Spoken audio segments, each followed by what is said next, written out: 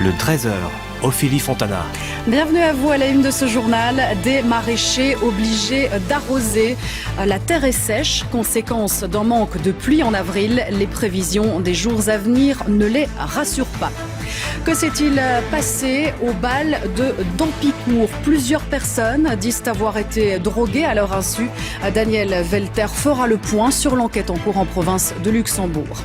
Un embargo progressif sur le pétrole russe. Voilà la proposition de la Commission européenne. Un nouveau train de sanctions a été annoncé ce matin. Les fans d'Arnaud se retrouvent à l'ancienne Belgique. Un hommage lui est rendu dans sa salle bruxelloise préférée. Et nous y retrouverons Tidiem Quash en direct. Et puis Tour et Taxi, temple du paddle. Pour la première fois, nous organisons une compétition internationale. Christophe Reculé nous en parlera tout à l'heure.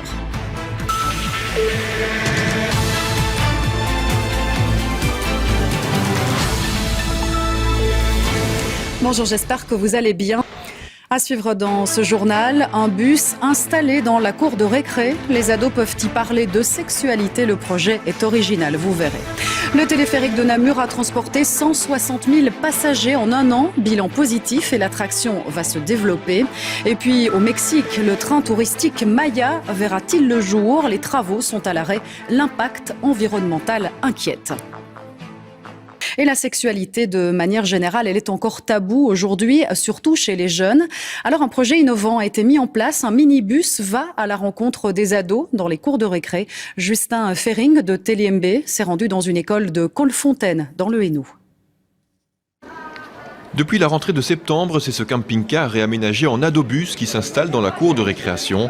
À l'intérieur des professionnels de la santé et de l'accompagnement des jeunes, ils ont déjà reçu plus de 700 visites avec des questions variées qui concernent la santé sexuelle, affective ou relationnelle des adolescents. C'était surtout beaucoup sur la sexualité parce qu'il y avait beaucoup de questions que je me posais Les réseaux sociaux me mentaient en fait clairement sur mes réponses et du coup ça m'a beaucoup aidé et c'est vraiment un endroit très accueillant donc ça aide beaucoup à nous détendre et à être sans gêne et sans filtre avec eux. Je m'interrogeais beaucoup et finalement j'ai décidé de venir avec Shanendra et on a trouvé le concept vachement bien et on a commencé à venir tous les mardis, d'où le fait qu'on est en interview aujourd'hui. Un passage tous les mardis qui permet aux élèves de prendre leur temps et d'installer un climat de confiance avec d'autres personnes que les professeurs ou les éducateurs.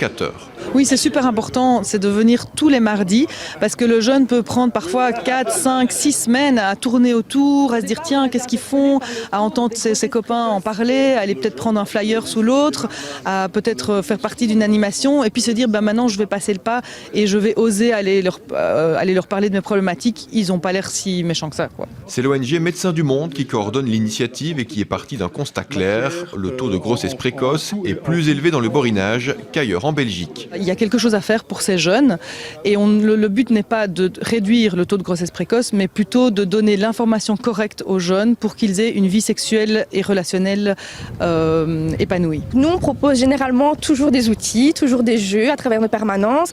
Et quand on joue avec le jeune, des questions peuvent en tout cas survenir. Et donc, pour que ce soit un moment plus confidentiel, on a à disposition le bus ou alors nos locaux situés sur Frameries, voilà, pour apporter un soutien et un cadre peut-être un peu plus, comme je disais, confidentiel. L'adobus du lycée provincial Ornu-Colfontaine a en quelque sorte fait effet boule de neige puisque depuis ce lundi, le projet a été dupliqué avec d'autres partenaires à l'école Don Bosco de Quiévrain. Voilà, c'est la fin de ce journal. Dans un instant, la météo, présentée par Daniela Prepeliuk. Ensuite, affaires conclues. Bon après-midi à vous et à demain 13h.